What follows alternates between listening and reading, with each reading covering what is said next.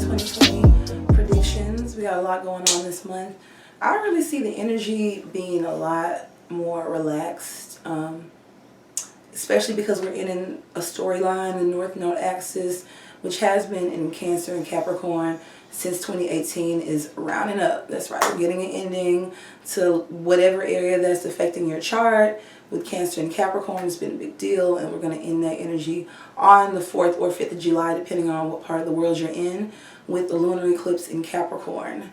That's on the 1st of July. We also have Aries moving into Mars moving into Aries, the sign of Aries, on the 27th, and it's going to be there for a whopping 6 months. So Mars is going to be doing a lot in your chart as well. We also have a new moon in the sign of Cancer, which signifies a blue moon, because this will be the second new moon that we'll be having this year, which is pretty rare. And yeah, let's just get into it. We have a lot of new energy coming in the sign of Cancer, as well as Mercury coming out of retrograde and Venus now being direct. Let's get into it. Hey there, Gemini. Happy July. So let's jump right in.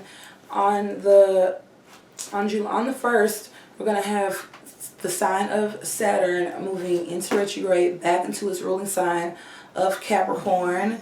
Okay, I know you're kind of sick of this planet because it's been in your 8th house. Very fine finances. 2nd and 8th house axis is all about finances, other people's money, sex, death, transformation, value, self-esteem, what you put into your body, holistic healing. You could have just been going through it all and been feeling like the universe has been showing you inside and out just to make you a whole new person. So now you're about to experience you being a whole new person with that sign moving back in Capricorn. Saturn's all about restriction and boundaries and hard work. And you know what he forces us to work for, or what he helps us get through, is going to be, it's like painstaking, but it's also it creates long-lasting results. So for you could have finally decided to start a new business venture. You could have just been financially dependent on someone else for a while, and now you're finally getting on your feet more and like financially just establishing your own ground. This could have also been a time where psychologically you could have been going through a lot of changes, getting over any like crazy patterns of abuse or self-undoing, as well as even just death. The 8th house can be quite heavy, especially with Saturn being there. Saturn does traditionally rule the 8th house, so him being in his home house, he was cleaning up. He was working overtime for you. But it was to get you, basically, you and your psychological, it was basically there to make you stronger mentally. And it could have just been, like I said, making you go through the worst just to get you to that point.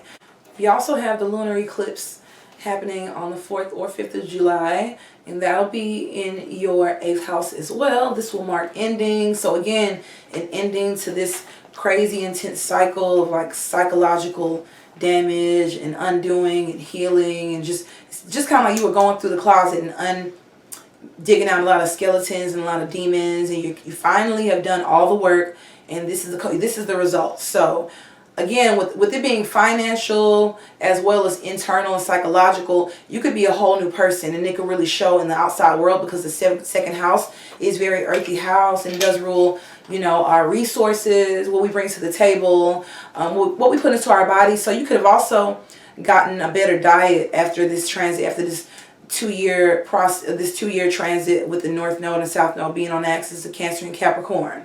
You could have just been realizing there's certain things that you do put in your body bring you closer to death, and other things bring you closer to life. Some things make you feel better than others, and you probably realized recently that your self-esteem lies more on you being more self-reliant, because Saturn will do that. He'll show you just how to be more responsible as a whole, as an adult. We also have on July 20th. On July 20th, we also have new moon in Cancer at 28 degrees. This will be bringing in Leo season. Okay, so this is your 3rd house. This is a new moon, new energy in your house of communications, of the internet, of short distance travel. I can really just see you loosening up and having a lot more fun. Like, you're really able to experience the world around you, because the 8th house is a really intense, internal, watery house, and you can just really be stuck in your head with Saturn having transit in that house, and like really not even opening your eyes to the beauty around you, But now with the new moon now happening in the 3rd house in the sign of Leo, Leo being such fun, jovial energy, as well as the 3rd house representing very fun, casual vibes and communication as well. I could even see you having communication, romantic communications with a loved one or a partner, or really taking things to the next level regarding someone that you might have met online, romance, internet communications. You know, this could really manifest itself in a lot of different ways. Or you having more fun and party more with siblings, hanging out more with your local environment, enjoying, soaking up your local environment and having fun in your city, in your community. Even being more friendly with neighbors, having, I don't know, pet dates, because 5th house rules pets as well. That's that Leo energy. And last but not least, we have Mars moving into its home sign, its ruling sign of Aries on the 27th of June. It will be retrograde, so it'll be there for 6 months in your 11th house of hopes, wishes, groups, organizations. The internet even rules 11th house. The collective energy. So with Aries being there, I really see you starting a new business. You have this another indication of you starting a new business, of you getting your wish fulfillment and your dreams coming true, and also being the leader of a certain cause or a group cause that could be internet based. This could even be you starting a YouTube channel or something like that. The 11th house also rules astrology or other things that people just don't readily understand. So you with Aries, Mars in Aries being in your 11th house, you could just be taking on this businessy approach, this entrepreneurial leadership approach to things that people don't readily understand, and you could just be the voice of that and just leading the collective and making a business out of that. Like I said, you could be getting into astrology. And you could also gain wish fulfillment through that, and also find your tribe, because the 11th house rules like our groups and our organizations based off of our own personal belief system. So you know how they say you can't pick your friends. You can pick your friends but not your family. I kind of see that as 11th house. You're really finding your tribe in this next 6 months with Mars driving so fast in Aries in your 11th house. It's going to be doing a lot for you regarding your career and your how you help the collective, but in a way where it's still going to be self-serving. So it's like you're going to be serving others, and as a result, it's going to serve you. Your intention initially is just going to be to show people the way and to give them more, like make them believe in themselves more, just like an Aries can do. And then from that, you're going to gain your own hopes and wishes and dreams, and your own aspirations you'll see culminating at this time. And again, with the 8th house, 2nd house axis, and that money trouble will be ending. I really see you coming into more money. Money could have been tight, or you've been feeling like you probably haven't had that much help financially with Saturn being in your 8th house. When Saturn transits the 8th house, you can't get, oh my God, it's so hard to get financial help. It's like he wants you to figure out how to be independent.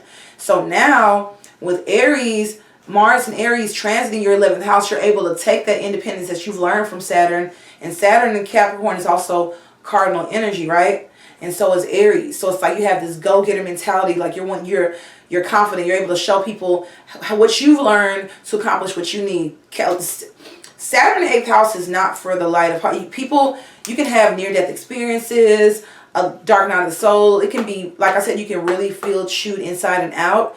And if you survive it, which I'm sure you have, because you're watching this video, you're able to then show people how to survive through life. Show people how to get what they want and how to persevere. Because the 8th house does make you stronger. And yeah, it should be a fun and a lot, this month should be a lot more chill and a lot less dark. At the beginning to like more light, more fun, and more experience. You have more experience, so you're able to push that forward, I see. Good luck, Gemini.